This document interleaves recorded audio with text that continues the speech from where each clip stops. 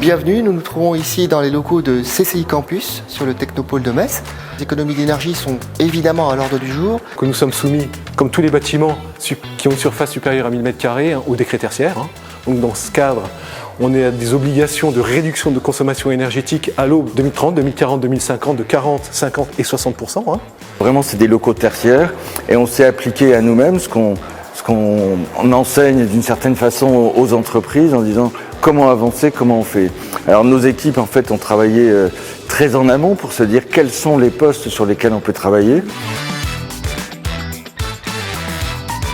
Je dirais sur 3 champs principaux qui sont le champ de l'éclairage. Il y a 2 points importants, l'éclairage extérieur qui a été traité. Nous avons supprimé, donc complètement éteint tous les éclairages périphériques du bâtiment puisque nous jugeons qu'actuellement éclairer de nuit un bâtiment n'a plus aucune utilité. Concernant l'éclairage intérieur cette fois-ci, donc le parking n'est jamais allumé à 100% toute la journée bien évidemment.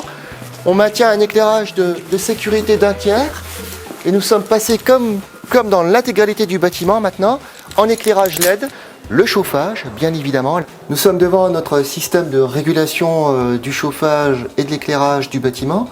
Donc, comme on le constate, nous pouvons, à partir de ce poste, piloter de manière instantanée l'ensemble des systèmes de chauffage du bâtiment. Je vous invite à découvrir notre sous-station de chauffage. Comme vous le constatez, il n'y a pas de brûleur, il n'y a pas de consommation ni de gaz, ni de fuel, ni quoi que ce soit. Nous sommes directement en relation avec un échangeur thermique relié au chauffage urbain et également tous les aspects liés à l'isolation, aux fuites énergétiques, aux problématiques de climatisation et d'évitement de surchauffe solaire, notamment sur les parois vitrées. J'ai entre les mains notre dernière facture d'électricité pour le mois de novembre qui est là. Et je constate que nous passons pour le mois de novembre sur une année glissante d'une consommation de 51 200 kW à 28 100 kW.